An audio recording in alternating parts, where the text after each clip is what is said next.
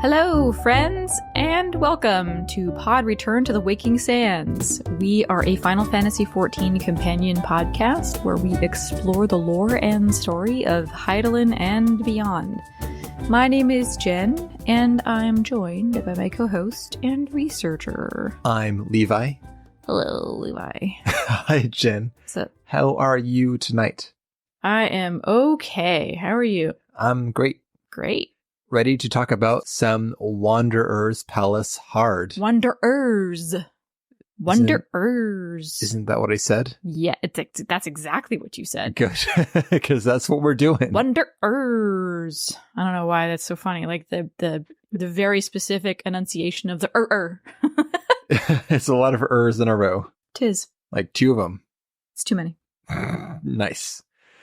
Regardless, Wanderer's Palace, normal, was a Tonberry-infested ruin in Upper La Nocia, except that we have since defeated the Tonberry King, thus purging the Tonberries of their rancor and allowing them to gain a semblance of their former selves from before they were cursed and sealed away in a watery quarantine chamber.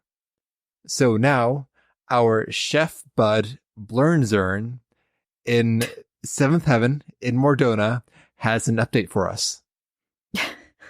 What did you say his name was? Blurnzern. Is it Blurt? Blozoing? Blozoing. I think everybody's going to have a different way of pronouncing this name. And I think we definitely, this is not our first quest from this man. And I know that, like, Blurtzern was entertained, but, like, Blozo, it's bad. Call it BZ. Flow zone. The blow zone. Get in the zone, Jin. The blow zone. Oh no, that song's gonna be in my head forever now. No. It already was there. It's fine. Anyway, so yeah, our man B, he has a friend, because he's got a lot of friends, with a whale of a tail waiting for us at Camp Bronze Lake. Well, first, this time, we get recognition. Unlike prior times where we have done the thing, but they're like, some other adventurer did the thing. How dare they? Now, he asks us if we're the one who slew the Tonberry King. How do you not know? Bro, it was in all the papers. The mithril eye. I think those are effectively tabloids, to be honest. Good for him for not believing those things. Wow. I'm going to tell every single journalist friend we ever encounter in every seasonal event ever what you said about their employer. Like every one of those journalists has an angle and a motivation that is not the pure objective truth. Absolutely. So I stand by my statement. They're looking for the hot scoop. Yes. Anyway, we say, yes, we did slay the Tonberry King, and Blowzone says he knew it by the onion. By the onion? By the onion? Because I mean, he's wearing culinary garb, because he's a chef. Yeah, so that all checks out. That's good news, because he knows a pair of treasure hunters that have an appetizing proposal for us. Thank you. Thank you, Hujin. Michael Koji Fox? Nope. for all the puns. That's his name, right? Yes, Koji, correct. Michael Christopher Koji Fox. Okay. Yep. Yeah. So, well, here we go. We're never one to turn down anything. At anything.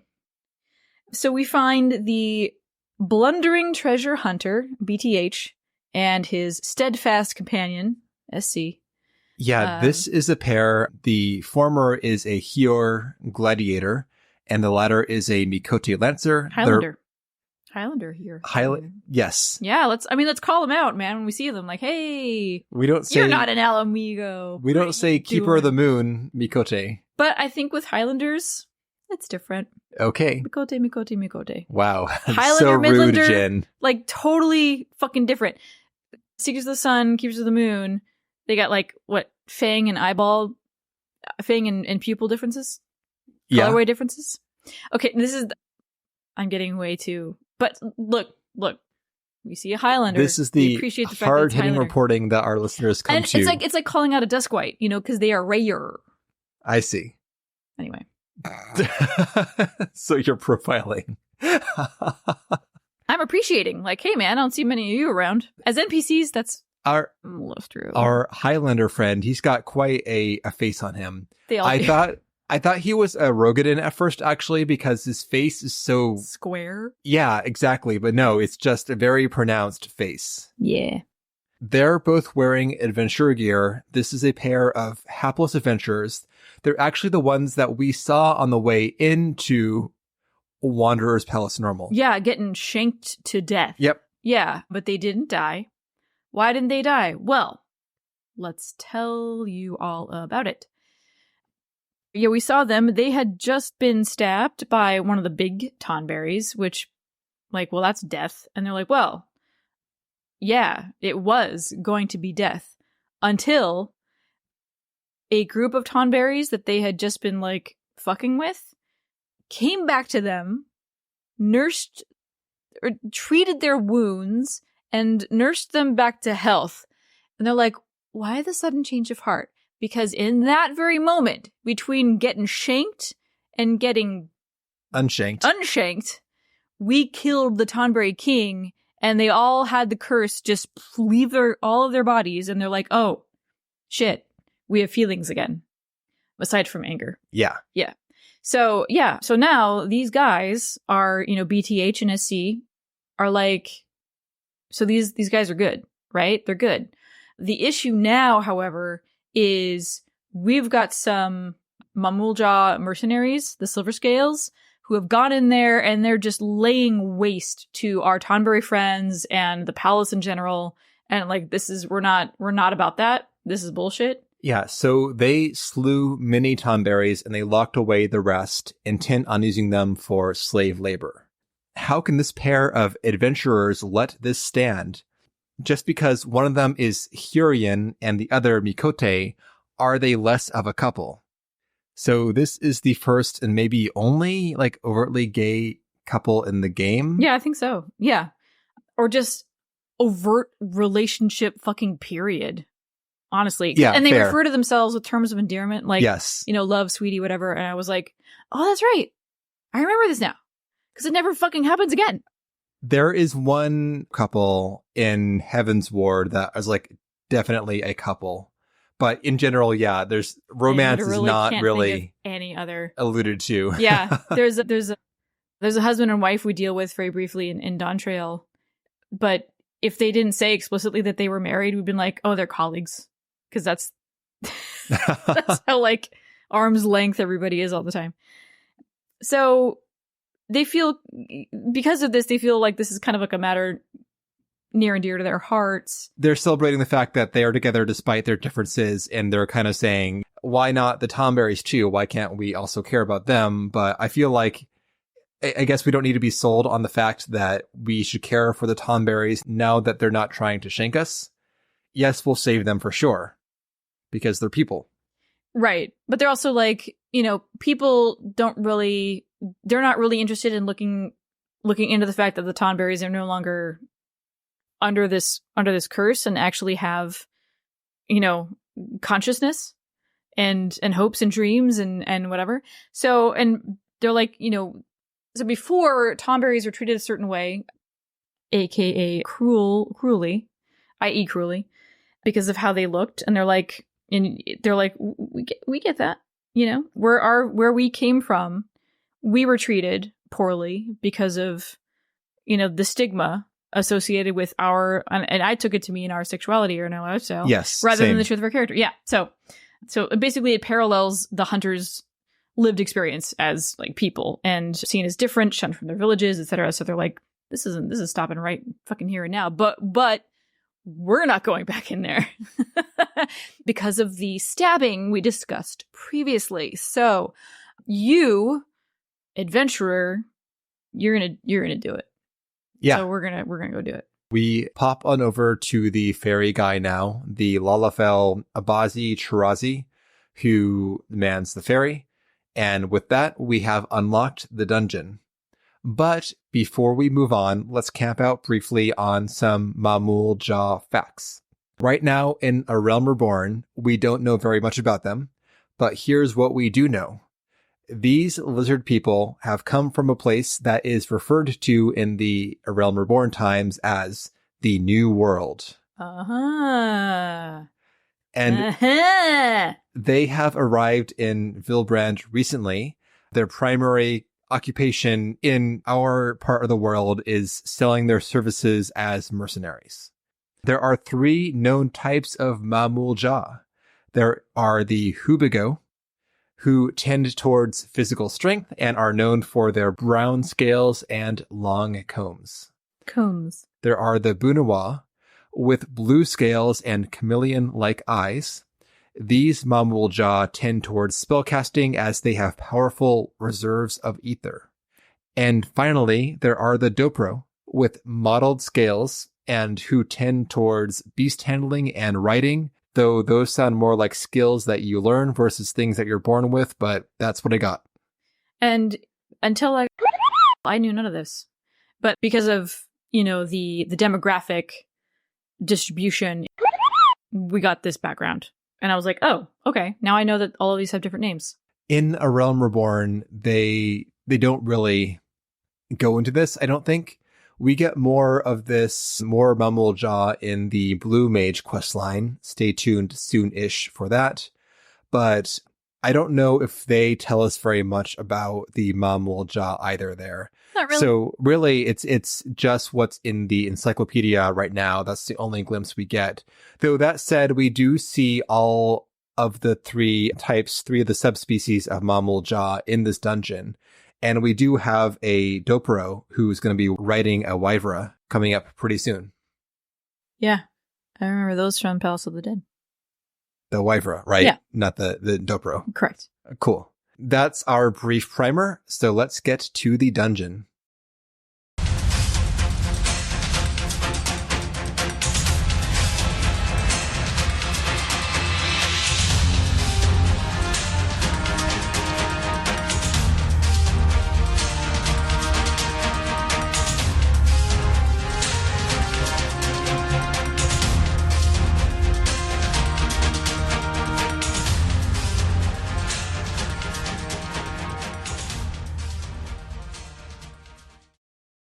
We had a couple of listeners join us for this run.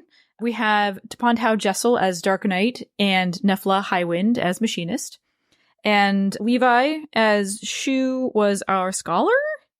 You played Healer, Jin. I did. I'm sorry. I was the healer.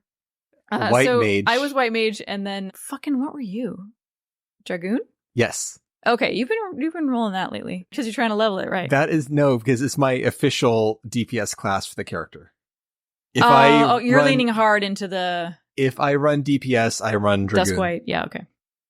You're very. You try to be very, thematic with your choices.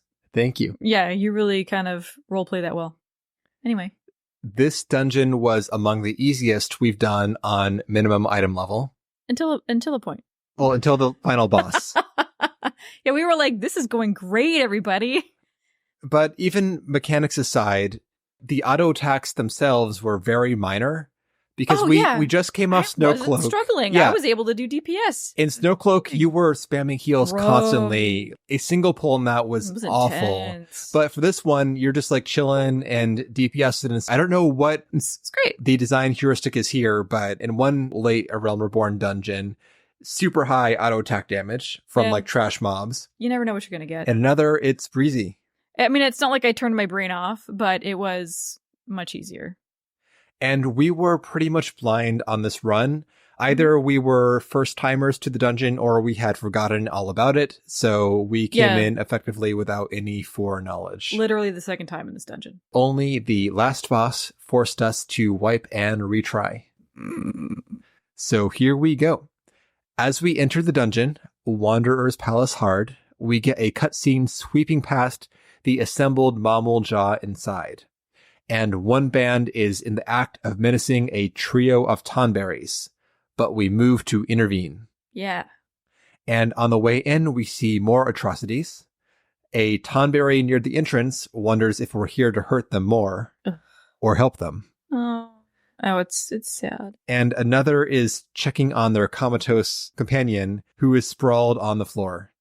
There is a lot of like Tonberry action going on here, just environmentally. Yes. We press on past the entrance, past the ferry landing, into the deeper part of this stone and overgrown dungeon. This place has been redecorated by the Mamool Ja. They have a bunch of spiky wood barricades around the perimeter of it. And also they have decked this place out in their standards. They're like wood and bone like poles. Totems and Yeah. shit. Yep. Yeah. And we soon come to a band of Mamool Ja who are hunting a fleeing Tonberry for sport. We slay them, the Mamool Ja, and we follow the path onwards deeper into the dungeon. And we emerge on that square platform in the middle of a pool, that kind of outdoor area with the big square arena with bridges on either side. This is the first boss arena in the normal and the hard version. Now we encounter our Dobro. This is Frumious Kohil Ja. Is this the Manxum foe that we fought? The what? So these are all like Jabberwocky references. I see. Yeah. I don't know about that. Frumious Bandersnatch. But Not a Bandersnatch, though. This is a Mamool Ja who is riding on a Wyvera. And he's real easy. Yes. We were like waiting for the other shoe to drop the whole time, and we're like, oh no, this is literally all he does. He has a single mechanic, which is to throw a flaming spear on the ground. Yep. So don't get speared. If you don't DPS the spear down, it will explode into a big chunk of raid-wide damage, but not so much that you can't just heal through it. However, later on in the fight, he will throw 2 spears in quick succession. I imagine that if you were not to destroy one of the spears, it might be too much damage in a short succession to heal through, but we did, so we were fine. Yep. That's it though. Ride dinosaur, throw a spear. That's the guy. That's it. We defeat him and press on. Beyond that, we find a Tonberry wearing an octagonal scholar hat and spectacles. They're wondering why the Mamool Ja would do such a thing. Samesies. Well, I mean, yes and no. And at this point, we diverge from the original dungeon path. There are no gear grease collection puzzles, thankfully. We just kind of skirt the outskirts of that giant puzzle room on the hard mode, and we follow a linear path past several Mamool Ja. The gimmick in this section is that you've got 4 packs of enemies, and they are standing on top of these banners that give like a reddish aura around them. And this aura will give Mamool Ja inside it a damage and defense up. So don't fight them in there. Yes. Yeah, these what are they? What are they? Totems, statues, sculptures, something? Yes, they are sacred standards. Sacred standards. Don't worry about killing these right away. Just get the mob out of the or ever. Right. Okay. So we would like move the mob out of the buff zone, kill them, and then we'd sit and try to like, and then we would sit and kill the standard for these things are really tanky. Yeah. And we did that twice before. I think it was Nefla. They were like, "Do we even have to kill these?" And we're like, "Let's try it out." No, you don't. Walk away. Once you kill the Mamool Ja, the next door will open. It does not require you to clear all banners to proceed. Yeah, just bail. After doing that, we arrive in the second boss arena. This is the location where we fought the pudding in the original dungeon. Now, though, we are fighting a blue-scaled chameleon-like spellcaster. This is Slithy Zolu Ja. Slithy. Also an Alice in Wonderland thing. The Slyly Toves did gear and gimble in the wabe. Okay. All mimsy were the Borogoves. And Yes, the Mome those Rats things. out So grave. it is Slithy Zolu Ja, actually. I mean, pronunciation is like anybody's fucking guess, because these words they're either made up or they're so fucking esoteric and archaic that like nobody could possibly know. Cool. Right. Anyway, as we enter, this guy says that they honor us for having slain the first boss, Kohil Ja, and we get fightin'. This fight appears far more complicated than it actually is. This guy, he will just cast out several types of standards throughout the fight. These are not attackable standards. If you walk near them, then they will trigger and hit you with various effects. After a time, he will suck back in any untriggered standards, and he will get some effects based off of standards. There's like 4 colors. There's red, blue, purple, and green, I think. Mm-hmm. You can ignore all colors but red and blue. Don't walk by any standard that's not red or blue. Fuck the rest. If this guy sucks back in a red or blue standard, he will get a damage up. If you claim them yourself, you get a damage up. The wind one, the green one, will give you a fire defense down debuff, and then this guy will one-shot you with like a fireball, so don't touch it. I think the purple one turns you into a frog. Don't touch it. Again, like a lot going on visually, but you only care about touching the blue and red standards. Yeah, Pontow was like, blue! Don't worry, just the blue ones, God! Just fucking don't ignore everything but the blue ones. We were blindish and we didn't know, so we were testing all the standards. We were like, oh shit. So like he throws out these four standards in different colors. They're huge areas of effect, and we're like, oh, are we boned? What's going on? And Pontow was like, no, like touch the blue ones, but everything, like ignore everything else, it's fine. And the red ones. Red and blue seem to have the same effect, being a damage up. Anyway, though, yeah, so it's a lot of visual distractions, but ignore the rest. Despite being frogged and one shot by the fire vuln up and so on, we got this on the first try. Yep. And we press on. We go now past some slain Tonberries, and we find that someone has blown a hole in the dungeon wall. This leads us to a prison, formerly an asylum. We slay the guards here, and we free the trapped Tonberries in cells. And once that's done, they will open a secret door for us, taking us into the pump room from the original dungeon. Here, a giant green slime has occupied the floodgate valve, and the floor is covered in poison slime. When you start this fight, a ton of little slime ads will spawn. Ignore them, DPS the big slime, and the poison will go away, and the other guys will be much weaker. Don't try and burn them all down at the same time. Just kill the big one. Counterintuitive from most ads fights. Totes. Once that's done and we kill the blockage, we can then turn the valve, we can drain the floodwaters, and proceed. The final enemy pack here includes a giant toad called Wyvra fodder. They feed their Wyvras the enormous toads, apparently. The toads are bigger than the Wyvras. Yeah. But like, whatever. You cut them up, Jen, first. Into toad bits. You feed Wyvers. Or they deflate and then... Toad legs? You bite them and then they deflate and then they're like meal-sized. Oh, okay. Yeah. It's science, Jen. Yeah. After that, we get to the final boss chamber, that great circular room where we fought the Tonberry King, underground, Jen.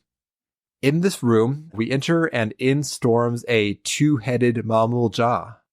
Okay, I was like gagged over this. Like it was like, why don't I remember this the first time? I know why I don't remember this from the first time, because it meant fucking nothing. I'm like, oh, some big bad with 2 heads, whatever, I don't give a fuck. We know better now. So one head here has red-brown scales and a pointed angular head. The other head has blue scales and a rounded head with chameleon-like conal eyes. The brown arm wields a sword and the blue arm wields a staff. This is Mamool Ja, both the leader and second in command of the Silver Scales. I don't know which one is which. I'm going to go ahead and say that the sword head is leader and smart head is second. I see. That's the way it goes. The smart head is not that smart, honestly, though. You know what I mean. Yes, but yeah, these are blessed siblings. Yeah, 2-headed Mamool Ja are the rare product of a union between 2 Mamool Ja subspecies, the Bunawa and the Hubigo. Yep. They are called, this 2-headed rare offspring are called blessed siblings. Because they are really fucking powerful. Yes. And they are often groomed for leadership. The reason that these guys came here to the Wanderer's Palace, or into like Eorzea in general, was to win glory and strengthen their claim to the throne of the Autarch, the ruler of all Mamool Ja. However, they have struggled to make a name for themselves here, and they made a bid to capture the Wanderer's Palace as an attempt to gain more notoriety. I mean, it's not a bad idea. Debatable. This is not the crossroads of attention where we are. Oh, no. But, like, if you're looking at it, like, look, okay. Enormous palace of historical significance in ruin. Check. Full of little green guys we could totally own. Check. And then we'll just deal with the rest. We're just trying to get a foothold here, right? Yeah. Well, they did that, they saw yes. it was like, he's like, easy fucking pickings. False. Well, they messed with the wrong Tonberries. Yeah, they did. I mean, you mess with a Tonberry, you've messed with the wrong Tonberry. Yeah. I will throw hands. As will they. Because of everyone's grudge. Good. Yes. Grudge. So we step forward to confront them. And as we enter, the heads talk to one another. "We smash them, brother," asks the brown head. "Yes," replies the blue head. "Into pulp. Into pulp."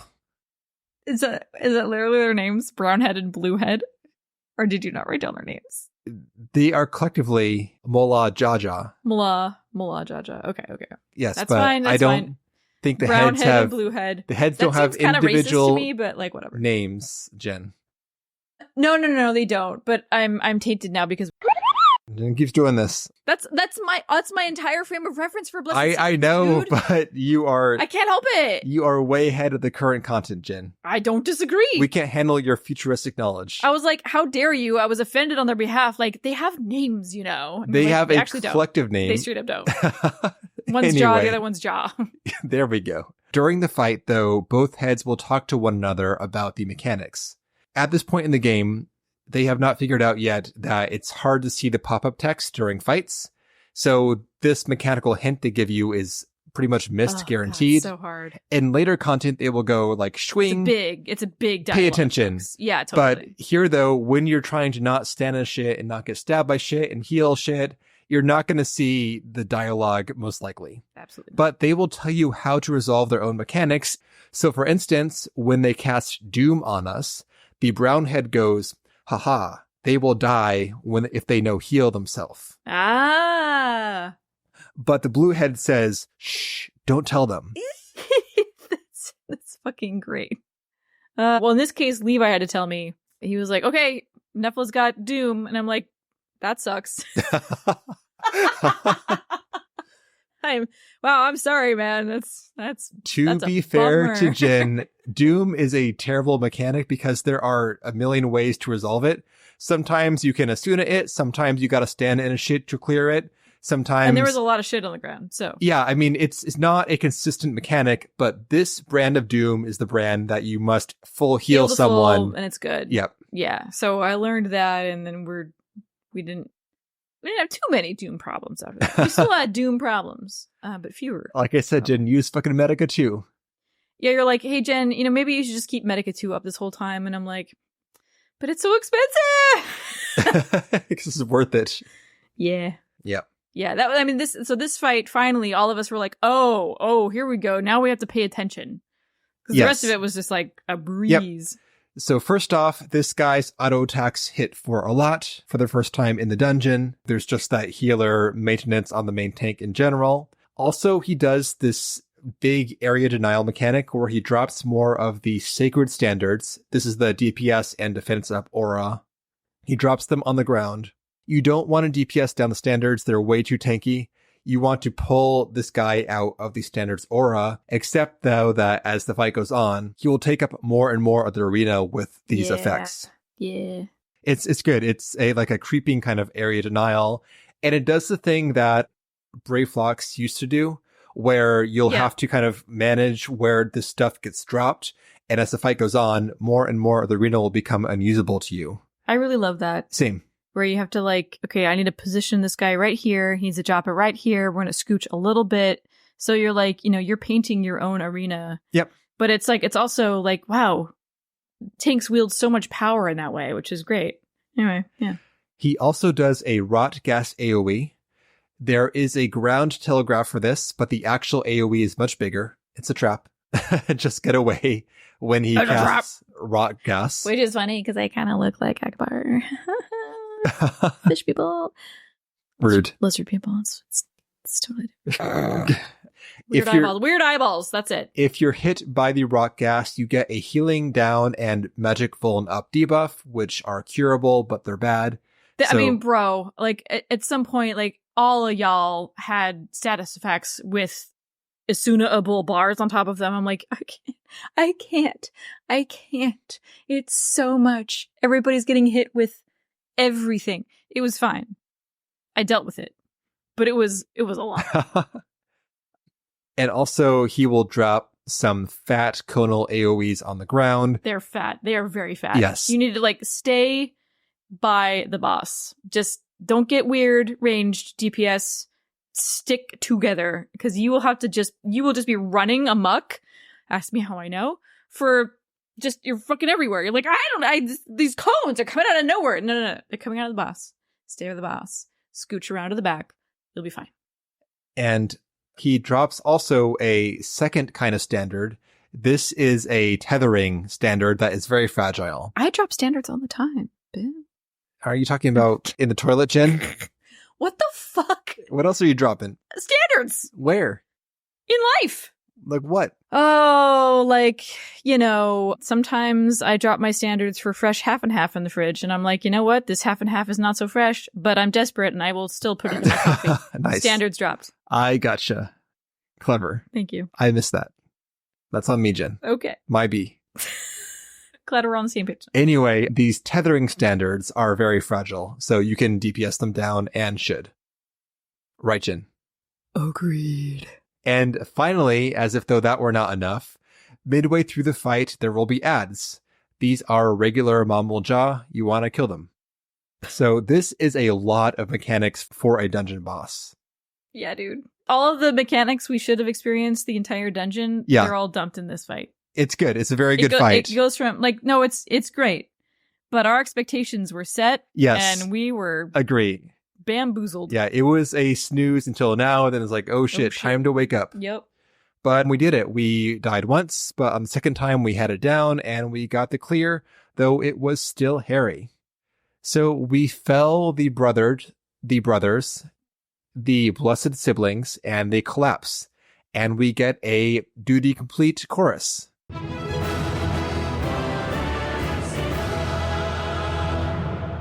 But our character is just about to do the cheer animation, and a horde of Tonberries come swarming past us, and we pause mid-cheer in confusion. We're like, what? Hello? The Tonberries swarm in upon the felled Mamool Ja, stabbing him repeatedly. Our characters cringe as there is a second chorus of duty complete. Oh, God. This is extremely funny. I fucking loved it so seeing much. our characters like horrified face as it goes, you did it. Oh my God. The humanity. But they get their revenge. They were like high fives all around afterwards. Yep. It was great. And that's the dungeon. After the siblings are felled, we head back to Bronze Lake and we tell the adventurer couple that we did it. And they have some words of wisdom for us. The Tonberries truly deserved our aid. Can you imagine losing your entire being to hatred? Neither of this pair are strangers to hate. Growing more spiteful with each passing day is the province of those who are shunned by all around them. Malice will turn all of us to monsters. The Tonberries had their fair share of hard times, so from here on, this pair will make sure that the Wanderer's Palace will stay a sanctuary. The end. Yay!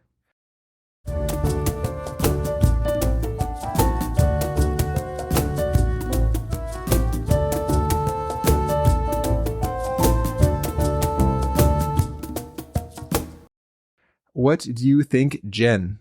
That's great. Enjoy. I agree. Yep. Fun dungeon. Love a Tonberry. I loved the Tonberries in this world are now redeemed. Yay. But yeah, just like fun stuff. They really brought out the Mamool Ja in force here. For real. So first time we're really dealing with them, at least in our playthrough, and there's a lot of them here, including like the whole kind of ecosystem of Mamool Ja, which we did not appreciate at the time of doing this. Correct. Way back in the day. Yeah. I mean, like, I knew that they, they looked different, but honestly, I was like, between them and the Sahagin, I can't keep anything straight. Whatever. We do not interact with Mamool Ja in any meaningful way. Except until the Blue Mage. But even then... They're, quote, kind of people in that one. They're not really Mamool Ja. I mean, still, we are still presented with, again... It's a people. It's not a monolith. Yeah. So we see like, the good guys. And so there's that. Oh, that's what I mean, though. Like we meet individuals, but we don't really appreciate. We don't know where they came from, the subspecies or whatever, what because we just meet a couple all. And we hang out with them as individuals in the Blue Mage questline, which is good, but does not give us a broader appreciation for Mamool Ja. Yeah. Anything. We just kind of like let it wash over us. Yep. But. Well, great. Good run. Thank you again to Tapantau and to Nefla. Yeah. Next week, we are going to be doing the Dragoon job quest. This is the first time for Jen, who's making weird faces at me. No, because every time, like, next time, we're going to be doing the blank, blank, blank, blank, blank. And then you look at me expectantly, because all I want to do is say, see you then, because that's your line. But then you know that I know that you say that, and so you sit there looking at me like, how long am I going to take to say this? Jen, are you gonna sit there for 45 seconds waiting for me to say the fucking thing? And I'm like, say the fucking thing. You won't say it. This is a struggle going on. No. This is ADHD 100%. I had a point, but I found another path along the way, and I followed that path instead. This is a struggle going on in Jin's head only, and not over here. No, 100%. So yeah, this is my first time doing Dragoon, period. In any account. My main has never touched this. Otis has never touched this. And boy, oh boy, do I have some things in store for me. Yeah, you do. Like these nuts. Finally you do that and it's funny. I've gotten several laughs out of you. You know what? If you do it 200 times and you get 4 laughs, sure. You got several laughs. Correct. Jesus Christ. Congratulations. Thank you.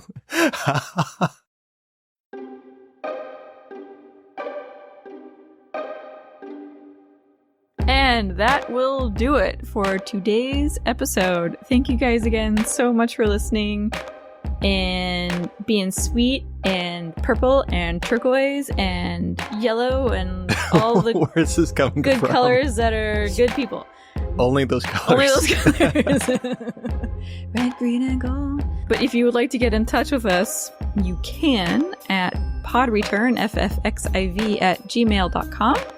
Check the show notes for our Discord. You can join group runs like what we just did and do some group runs of your own shit. We have like a whole thing now where people are doing like Coils Instinct and Blue Mage and whatever fucking floats your boat.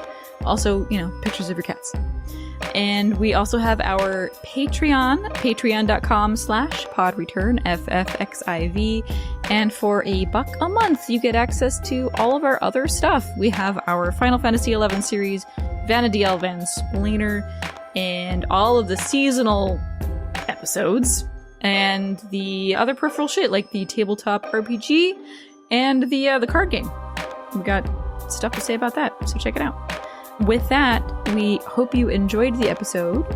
Have a good day or night, and we will see you next time.